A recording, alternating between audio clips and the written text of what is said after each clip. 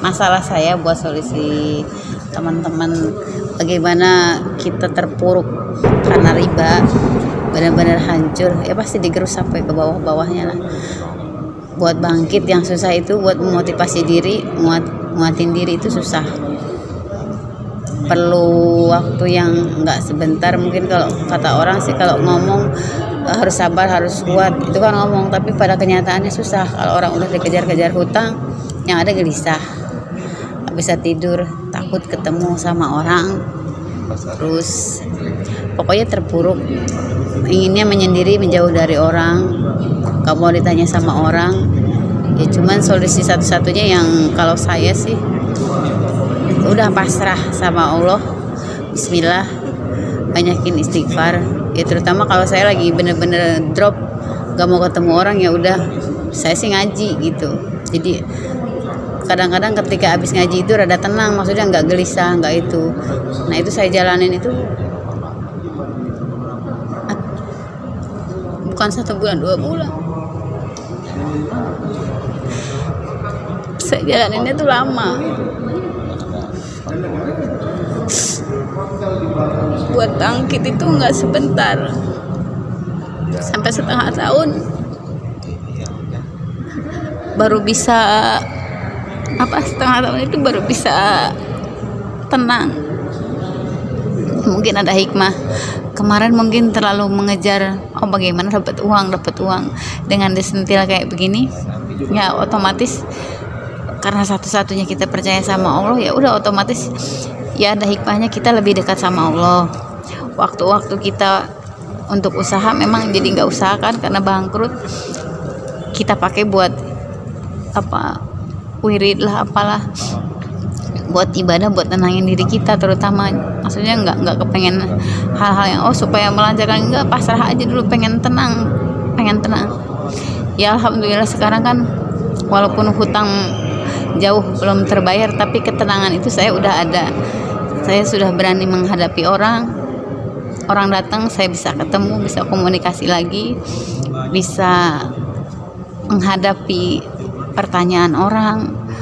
Nah itu yang susah sebetulnya dari dosa riba itu kita dibikin bener-bener siang itu gelisah, malam juga jadi susah karena hutang.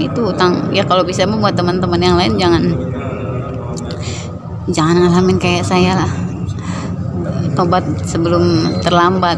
Kalau saya kan udah terlambat, kelamaan.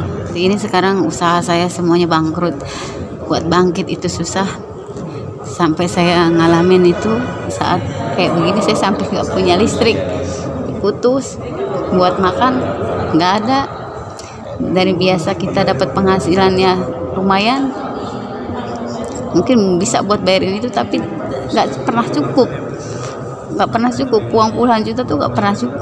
Sampai sekarang terima uang yang pas-pasan, tapi karena belajar ikhlas, mungkin ini takdir Allah, sentilan yang bukan cuma dahsyat, sangat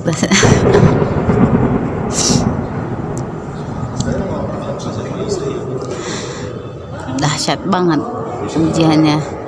Mudah-mudahan nggak ada teman-teman yang ngalamin kayak saya. Sekarang udah tenang, sambil menata hidup, sambil kembali belajar kuat. Dan saya hadapi semua orang-orang yang nagih ataupun apa, saya hadapi, kita beritikat baik. Bang manggil pun saya datang. Waktu itu saya putus asa, mungkin mau disita rumah saya, nggak bayar-bayar, tapi ternyata kuasa Allah bukan mau disita, malah saya ditawarin pinjaman tanpa bunga dengan uang pribadi dia, tapi saya tolak karena saya memang nggak mau. Satu, nggak mau dikasihanin, juga saya memang pengen bangkit tanpa hutang, tanpa pinjaman. Mudah-mudahan sih ada jalan buat saya. Buat teman-teman semua, kalau bisa jangan dekati riba, terutama harus kuat. Kita punya Allah, harus percaya sama Allah. Terkadang doa kita nggak langsung dikabul, memang kita putus asa dengan doa-doa kita, segala macam kita usaha dengan doa apa aja belum terkabul juga. buat teman-teman jangan putus asa. Allah sekarang sudah berikan saya ketenangan, itu berikan hidayah.